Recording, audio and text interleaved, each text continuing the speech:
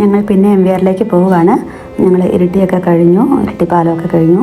ഞങ്ങൾ രാവിലെ തന്നെ പോവുകയാണ്. കാരണം 5 ദിവസം മുമ്പ് ഫ്യൂച്ചറൊക്കെ പൊട്ടിയിട്ട് ഒന്നും കൂടെ പോയിട്ടുണ്ടായിരുന്നു. പോയി അവർ അതെല്ലാം ഉള്ളിൽ കുറച്ച് ബ്ലഡും ഇതൊക്കെ ആയിട്ട് ക്ലോട്ടായിട്ടുണ്ടെന്ന് പറഞ്ഞിട്ടുണ്ടായിരുന്നു.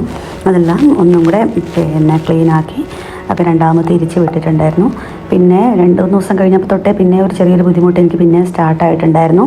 ഓൾറെഡി അവർ സെക്ഷൻ ട്രെയിനൊക്കെ അന്ന് റിമൂവ് ചെയ്തിട്ടാണ് വിട്ടത്. പക്ഷേ എനിക്ക് പിന്നെ കുറച്ച് ബുദ്ധിമുട്ടുകളൊക്കെ പിന്നെ സ്റ്റാർട്ടായിട്ടുണ്ടായിരുന്നു. അത് കഴിഞ്ഞ് ഞാൻ ഓർത്ത് എന്നാൽ പിന്നെ ആൻറ്റിബയോട്ടിക്കൊക്കെ കഴിക്കുന്നതാണല്ലോ, അപ്പം ഒരു ദിവസം കൂടെ വെയിറ്റ് ചെയ്യാമെന്നൊക്കെ വിചാരിച്ചു. പിന്നെ അത് കുറയുന്നില്ല, പിന്നെ നന്നായിട്ട് ബ്ലീഡിങ് ആയി. പിന്നെ രാവിലെ തന്നെ ഞങ്ങൾ പോവുകയാണ്. ഞങ്ങൾ ഓൾറെഡി പേരാമ്പ്ര റൂട്ടിൽ ആ വഴിക്കാണ് പോകുന്നത്. തിരക്കൊക്കെ കുറവാണ് ഈ റൂട്ടിൽ. അങ്ങനെ ഏതായാലും രാവിലെ തന്നെ കാണിക്കാമെന്ന് വിചാരിച്ചു. ഹോസ്പിറ്റലിൽ എത്തുന്നതിന് മുമ്പ് തന്നെ എനിക്ക് ഭയങ്കര ക്ഷീണമായിരുന്നു. ഞാൻ കാറയിലാണെങ്കിലും ഞാൻ കിടന്ന് തന്നെയായിരുന്നു പോകുന്നത്. സാധാരണ കീമോ ചെയ്തിട്ട് വരെ വരുന്ന ഒരു ടൈമിൽ വരെ ഞാൻ ഉഷാറായിട്ട് ഇരിക്കുന്നതായിരുന്നു. പക്ഷേ ഈ ബ്ലഡൊക്കെ എത്രയും പോയതുകൊണ്ടായിരിക്കാം ഭയങ്കര ക്ഷീണം ഉണ്ടായിരുന്നു. ഫുഡൊക്കെ കഴിക്കാൻ വേണ്ടി കയറിയിട്ട് എനിക്കധികം കഴിക്കാനൊന്നും പറ്റിയിട്ടുണ്ടായിരുന്നില്ല.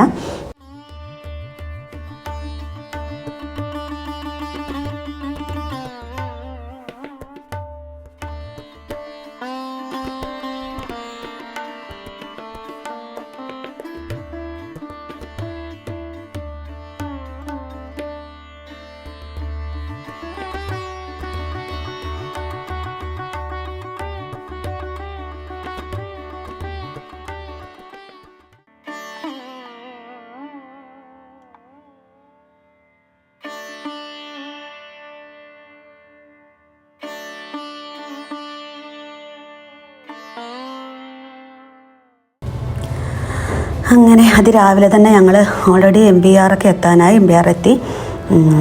അവിടെ എത്തി. അവിടെ എനിക്ക് ഒട്ടും ഞാൻ പറയില്ല, ഭയങ്കര ഒരു ക്ഷീണാവസ്ഥകളൊക്കെ ആയിരുന്നു.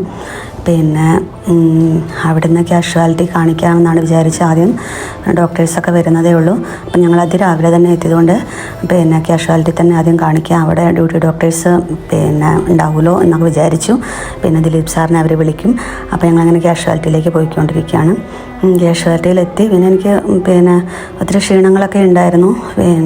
കുറച്ച് സമയമൊക്കെ അവിടെ ഇരുന്ന് നോക്കി. BP കുറച്ച് കൂടുതലുണ്ടായിരുന്നു. അപ്പോൾ പെട്ടെന്ന് പിന്നെ ഫ്യൂച്ചർ വന്നു. പിന്നെ അങ്ങനെ പൊട്ടിയെന്നുള്ളൊരു ബുദ്ധിമുട്ടും കാര്യങ്ങളും ഒക്കെ ആയിട്ട് നമുക്ക് എന്നാ പറയുക, പിന്നെ കുറച്ചും കൂടെ ഒക്കെ പെയിൻ അനുഭവിക്കേണ്ടി വരുന്നുണ്ടല്ലോ എന്നൊക്കെ വിചാരിച്ചു. ചെറിയ ലൈമൊക്കെ കടിക്കുന്നുണ്ട് ഇടയ്ക്ക്. കഴിഞ്ഞ ദിവസത്തെ ആ പെയിൻ ശരിക്കും മാറിയിട്ടില്ല. അത് കഴിയുമ്പോഴത്തേക്കാണല്ലോ ഇനി അടുത്ത പ്രശ്നം. അതുകൊണ്ട് രണ്ടാമത് പിന്നെ അവർ കൊണ്ടുപോവുകയാണ്. ഫ്യൂച്ചർ എങ്ങനെ അവസ്ഥ എന്താണെന്നൊക്കെ നോക്കാൻ വേണ്ടി അവിടെ പോയിട്ടുണ്ടായിരുന്നു. ഓൾറെഡി എന്നെ റൂമിലേക്ക് കയറ്റി. പിന്നെ അവരത് ജസ്റ്റ് ഫ്യൂച്ചറൊക്കെ കുറച്ച് പൊട്ടിച്ച് നോക്കി. പിന്നെ ബ്ലഡ് അതുകൂടി ക്ലോട്ടാണ്. അങ്ങനെ ബുദ്ധിമുട്ടുകളും കാര്യങ്ങളും ഒക്കെ ആയിട്ടാണ് പിന്നെ ഉള്ളത്. അത് കഴിഞ്ഞിട്ട് പിന്നെ അവർ ജസ്റ്റ് ഒരു പാടൊക്കെ വെച്ച് തന്നിട്ടുണ്ടായിരുന്നു. എന്നിട്ട് പിന്നെ 2 മണിക്കൂർ പിന്നെ വെയിറ്റ് ചെയ്യാൻ വേണ്ടി പറഞ്ഞിട്ടുണ്ടായിരുന്നു. അപ്പോൾ ആ വെയിറ്റ് ചെയ്ത് കഴിഞ്ഞ് പിന്നെ ബ്ലീഡിങ് ഉണ്ടായിരുന്നു. അത് കഴിഞ്ഞിട്ട് പിന്നെ അവർ പിന്നെ ഒരു നേരത്തെ ഉള്ള പോലത്തെ ഒരു സെക്ഷൻ ട്രെയിൻ അല്ല, പക്ഷേ ബ്രസ്റ്റിൽ നിന്ന് തന്നെ തുളച്ചിട്ട് വേറെ സ്യൂച്ചർ പിന്നെ അവർ കട്ടാക്കിയ സ്യൂച്ചർ പിന്നെ അവർ ഇട്ടിട്ട് അതിന് താഴേക്ക് ഒരു ചെറിയൊരു പൈപ്പ് തന്നെ ഡ്രെയിനേജ് പോകാനുള്ള ചെറിയൊരു ട്യൂബ് തന്നെ ഇട്ടിട്ടുണ്ടായിരുന്നു. അതൊക്കെ ഇട്ടാണ് എന്നെ പിന്നെ വിട്ടേക്കുന്നത്. അത് കഴിഞ്ഞ് റേഡിയേഷൻ റൂമിൽ പോകണം എന്നൊക്കെ മനസ്സിൽ വിചാരിച്ചിട്ടുണ്ടായിരുന്നു. പക്ഷേ എങ്കിൽ ഡോക്ടർ പറഞ്ഞു കുഴപ്പമൊന്നുമില്ല, റേഡിയേഷൻ ചെയ്യുന്നുണ്ടെങ്കിൽ ആ കറക്റ്റ് ടൈമിൽ തന്നെ ചെയ്യണം. അപ്പോൾ 10-ാം തീയതിയാണ് ഓൾറെഡി ഞങ്ങൾക്ക് റേഡിയേഷൻ പറഞ്ഞിട്ടുള്ളത്. പക്ഷേങ്കിൽ 3-ാം തീയതി വന്നിട്ട് സ്കാനിങ്ങും കാര്യങ്ങളൊക്കെ ചെയ്യാൻ വേണ്ടിയും പറഞ്ഞിട്ടുണ്ടായിരുന്നു. പക്ഷേ ഓൾറെഡി എനിക്ക് 3-ാം തീയതി വരണമെങ്കിൽ ഒരു ദിവസത്തെ ഗ്യാപ്പിലല്ലേ വരിക. അപ്പം അന്ന് തന്നെ ഞാൻ ചെയ്യാൻ പറ്റുമോ എന്നൊക്കെ ചോദിച്ചിട്ടുണ്ടായിരുന്നു. പക്ഷേ അന്നത്തെ എൻ്റെ ഒരു ക്ഷീണാവസ്ഥയൊക്കെ ഇങ്ങനെ ആയതുകൊണ്ട് റേഡിയേഷൻ റൂമിൽ ചെന്ന് കഴിഞ്ഞപ്പം റേഡിയേഷൻ ചെയ്യുന്ന ഡോക്ടർ പറഞ്ഞു ഇനിയിപ്പം ഇത്രയൊക്കെ ചെയ്ത് വന്നതല്ലേ, അപ്പോൾ ഇൻഫെക്ഷനോ കാര്യങ്ങളൊക്കെ വന്നിട്ടുണ്ടെങ്കിൽ ആ സ്കാനിങ് ഇച്ചിരി റിസ്ക്കാണ്. അപ്പോൾ അതുകൊണ്ട് ഓൾറെഡി അവർ 7-ാം തീയതിക്കത്തേക്ക് ഒരു ഡേറ്റ് തന്നിട്ടുണ്ട്. അപ്പോൾ 7-ാം തീയതി പോയിട്ട് സ്കാൻ ചെയ്യണം. 10-ന് തന്നെ റേഡിയേഷൻ, അങ്ങനെയാണ് ഇപ്പോൾ തീരുമാനിച്ചേക്കുന്നത്. എന്തായാലും വീട്ടിൽ വന്ന് 2 ദിവസം പിന്നെ ഒരു ബുദ്ധിമുട്ടൊക്കെ ഉള്ളൊരവസ്ഥയൊക്കെ തന്നെയായിരുന്നു. ഇന്നിപ്പോൾ ഇച്ചിരി ആശ്വാസമുണ്ട്.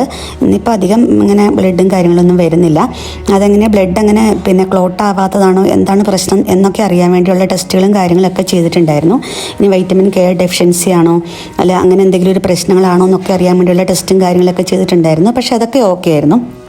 പിന്നെ ഇൻഫെക്ഷൻ ഉണ്ടോ അങ്ങനെയുള്ള കാര്യങ്ങളെല്ലാം നോക്കിയിട്ടുണ്ടായിരുന്നു, ആ ടെസ്റ്റുകളെല്ലാം ചെയ്തിട്ടുണ്ടായിരുന്നു.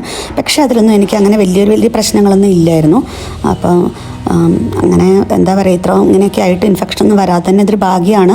പിന്നെ അങ്ങനെ പനിക്കുന്നോ അങ്ങനെയുള്ള പ്രശ്നങ്ങളൊന്നും ഇല്ലായിരുന്നു. പക്ഷേ ഇത് എൻ്റെ ഒരു ബോഡിയുടെ ഒരു അവസ്ഥയായിരിക്കാം എന്നാണ് ഡോക്ടർ പറഞ്ഞത്. ഓരോ വ്യക്തികൾക്കും ഓരോരോ ശരീരപ്രകൃതമൊക്കെ ഉണ്ടല്ലോ, അതിപ്പോൾ എന്താണെന്നൊന്നും അറിയില്ല. പക്ഷേ പേടിക്കൊന്നും വേണ്ട, ഇതിപ്പോൾ ഈ പ്രാവശ്യം പിന്നെ അത് കവറാകുമെന്ന് പറഞ്ഞിട്ടുണ്ടായിരുന്നു. കാരണം ഓൾറെഡി നമുക്ക് ഈ വരുന്ന ഫ്ലൂയിഡും പിന്നെ ബ്ലഡും എല്ലാം കൂടെ പുറത്തേക്ക് പിന്നെയും പോയില്ലെങ്കിൽ പിന്നെ അത് കെട്ടിക്കിടന്ന് ഇത് തന്നെയായിരിക്കും സംഭവമല്ലോ. അതുകൊണ്ട് എന്താ പറയുക, ഇങ്ങനെയൊക്കെ ഇരിക്കുകയാണ്. ഇനിയിപ്പോൾ ഞാൻ ഒരു രാത്രിയൊക്കെ ആയി, ഓൾറെഡി ഞങ്ങൾ തിരിച്ച് അവിടുന്ന് പോരുക. ഇനി 7-ാം തീയതി പോകണം. അപ്പോൾ അതുവരെ ഉള്ള വിശേഷങ്ങളൊക്കെ ആയിട്ട് ഞാൻ പിന്നെ വരാം. ഞാൻ ആ ലോങ് വീഡിയോ ഒന്നും ഇടാൻ എനിക്ക് പറ്റുന്നില്ലായിരുന്നു, കാരണം അങ്ങനത്തെ ഒരു അവസ്ഥയായിരുന്നു കേട്ടോ. അതുകൊണ്ടാണ് വീഡിയോ ഒക്കെ ആയിട്ട് നിങ്ങളുടെ മുമ്പിലേക്ക് വരാതിരുന്നത്.